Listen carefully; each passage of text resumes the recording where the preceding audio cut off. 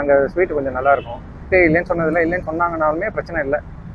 Of ஆகிடுச்சு அப்படின்னு அர்த்தம். இப்போ வாய்ஸே தெரிஞ்சிருக்கும் உங்களுக்கு. ஆன் பண்ணுறேன் அப்படின்னா நாய்ஸ் கேன்சலேஷன் ஆன் ஆகிடுச்சு.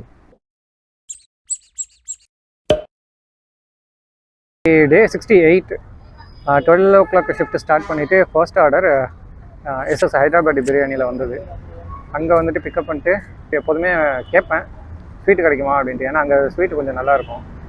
இது வரைக்கும் வந்துட்டு இல்லைன்னு சொன்னதில்லை, இல்லைன்னு சொன்னாங்கனாலுமே பிரச்சனை இல்லை. ஆனால் எடுத்து கொடுத்துருவாங்க. இதுதான் அந்த ஸ்வீட்டு. போயிட்டு கொஞ்சம் நேரத்தில் சாப்பிட வேண்டியது தான். அடுத்தது 2 ஆர்டர் வந்துட்டு பிக்கப் வந்தது. சேம் ரெஸ்டாரண்ட்டில் வந்துடுச்சு. ஓகே, நல்லதாக போச்சுன்னு பிக்கப் பண்ணிவிட்டு அப்படியே போய் டெலிவரி பண்ண போகிற இடத்துல போகிறேன்.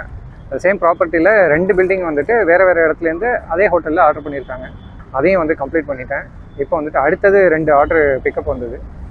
அதில் என்னென்னா 2 ஆர்டர் ஃபஸ்ட் ஆர்டர் பிக்கப் பண்ணிட்டேன். இப்போ அடுத்த ஆர்டர் வந்துட்டு பிக்கப் பண்ணிவிட்டு நிற்கிறேன். அங்கேருந்து தான் வீடியோ எடுக்கிறேன். அங்கே என்னென்னா ஒரு தெருவுக்கே வந்துட்டு ஃபுட்டு வந்துட்டு ஆர்டர் போட்டிருக்காங்க போல். பேகு ஃபுல்லாகவே இருக்குது, மூட கூட முடியல.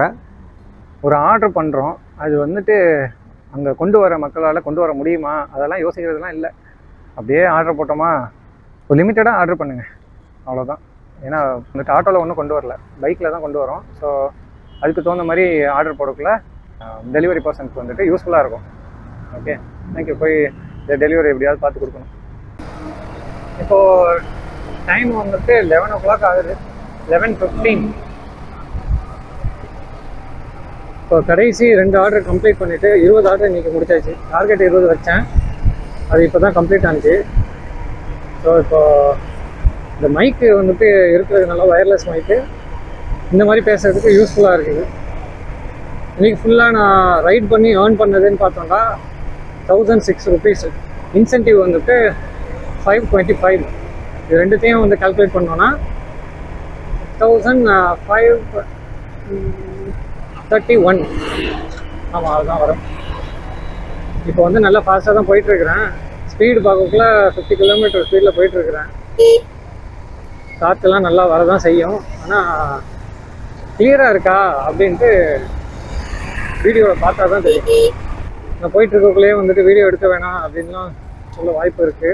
ஆனால் நான் கையிலலாம் பிடிச்சிட்டு இல்லை, நல்லா சேஃபாக தான் வண்டி ஓட்டிகிட்ருக்கேன். ஈவன் நான் கேமராவை கூட வந்துட்டு பார்க்கல, ஸ்ட்ரைட்டாக பார்த்து தான் ஓட்டிகிட்ருக்கேன். அண்டு அப்படியே பேசிட்டும் இருக்கிறேன்.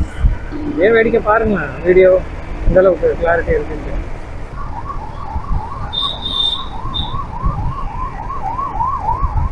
ஆம்புலன்ஸ் வந்துட்டுருக்கு, கொஞ்சம் ஓரமாக நிற்கும். ஸ்லோவாக போனீங்கன்னா அது பாட்டுக்கு போகும்.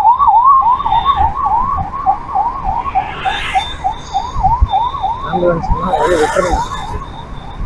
ஏன்னா நிலைமையில் போயிட்டுருக்காங்கன்னு தான் நமக்கு தெரியாது இந்த காரணத்தில். ஓகே, எனிவே இன்றைக்குள்ள அப்டேட்ஸ்லாம் முடிஞ்சிடுச்சு. போய் சாப்பிட்டுட்டு எடிட்டிங் ஒர்க்கு ஒன்று ஏதாவது ஒரு வீடியோ கம்ப்ளீட் பண்ணிவிட்டு படுத்து தூங்குவோம். ரூமுக்கு வந்தோன்னு தான் ஞாபகம் வருது, ஸ்ட்ராட்டஜின்ட்டு புதுசாக அந்த கோட்டும் நம்ம சேனல் நேமை போட்டு சப்ஸ்கிரைப் பண்ணுங்கன்ட்டு எழுதி ஒட்டிகிட்டு இருந்தோம்ல. ஃபஸ்ட்டு 2 days முடிஞ்சிச்சு. நேற்றும் இன்றைக்கும் வந்துட்டு அடுத்த கோட்டை வந்துட்டு போட்டிருக்குங்க. அதை இன்றைக்கி காமிக்கணுன்ட்டு ஆல்ரெடி ஒரு வீடியோ எடுத்திருந்தேன். அது என்னென்னா ஆடியோ சரியாக இல்லாத காரணத்தினால அது டோட்டலாக வீணாக போச்சு. இப்போ நான் காமிக்கிறேன். இதுதான் வந்துட்டு செகண்ட் கோட்டு. நேற்றும் இன்றைக்கும் வந்துட்டு ரெடி பண்ணுது. இன்னும் 6 days இருக்குது. அடுத்த 6 days 3 கோட்டு வந்துட்டு 2 days-ஆக வரும். இது வந்துட்டு செகண்ட் கோட்டு. இருங்க காமிக்கிறேன். அப்படின்னு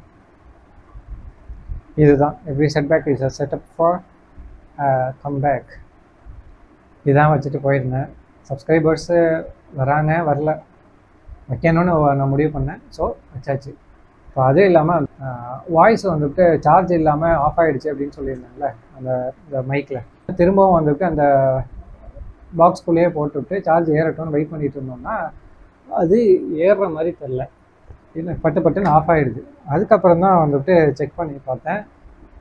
இந்த ஸ்டிக்கரே வந்துட்டு ரிமூவ் பண்ணாமல் இருக்குது. இங்கே பார்த்தீங்கன்னா இது 2வது மைக்கு. ஒரு மைக்கு வந்துட்டு ரிமூவ் பண்ணிட்டேன், இன்னொரு மைக்கு வந்துட்டு இப்போ ரிமூவ் பண்ணிவிட்டு இது காமிக்கணுங்கிறதுக்காகவே வந்துட்டு வச்சுருந்தேன். அது போய் கனெக்ட் ஆன வச்சுனா தானே சார்ஜ் ஏறும். அது கனெக்டே ஆகாமல் அப்படியே இருந்திருக்குது. ஃபஸ்ட்லேருந்து போட்டிருந்த சார்ஜ் வச்சு தான் வந்து யூஸ் பண்ணியிருந்திருக்கான் போல என் கசின். இப்போ அதை வச்சுட்டு நானும் ஒரு வீடியோ 2 வீடியோ மாதிரி எடுத்துட்டேன். இன்றைக்கி ட்ரை பண்ணக்குள்ள தான் எகைன் ஆஃப் ஆகிட்டு இருந்திருக்கு. இப்போது இங்கே பார்த்தீங்கன்னா தெரியும், க்ரீன் கலர் இருக்கா? இது க்ரீன் கலர் இருந்துச்சு அப்படின்னா கரெக்டாக ஆன் ஆகிடுச்சு. ப்ளஸ்ஸு இது நாய்ஸ் கேன்சலேஷனில் இருக்குது அப்படின்னு அர்த்தம். இதே ஒரு ப்ரெஸ்ஸு இங்கே ஒரு பட்டன் இருக்குது, சின்ன பட்டன், அதை ப்ரெஸ் பண்ணேன்னா நாய்ஸ் கேன்சலேஷன் ஆஃப் ஆகிடுச்சு அப்படின்னு அர்த்தம். இப்போ வாய்ஸே தெரிஞ்சிருக்கும் உங்களுக்கு. இப்போ திரும்ப நான் வந்து ஆன் பண்ணுறேன் அப்படின்னா நாய்ஸ் கேன்சலேஷன் ஆன் ஆகிடுச்சு. அப்புறம் அந்த இன்றைக்கி எக்ஸ்பென்ஷன் பார்த்தோன்னா 270 வந்துட்டு பெட்ரோல் போட்டேன். 300 தான் போட்டிருப்பேன். அந்த டைமில் நான் ரூம்லேயே வந்துட்டு பைசா வச்சுட்டு போயிட்டேன் போல். ஓகே, ஒரு 70 ருபீஸ் தான் இருந்தது. அதுக்கு பெட்ரோல் போட்டு அதிலே போயிட்டு வந்தாச்சு. 270க்கு பெட்ரோல் போட்டாச்சு. ஃபுட்டுன்னு பார்க்கக்குள்ள 120 வந்தது இன்றைக்கி. ஓகே, டைம் ஆகிடுச்சு ரொம்ப. படுத்து தூங்கிட்டு காலையில் அடுத்த ஷிஃப்ட்டுக்கு பார்ப்போம். See you.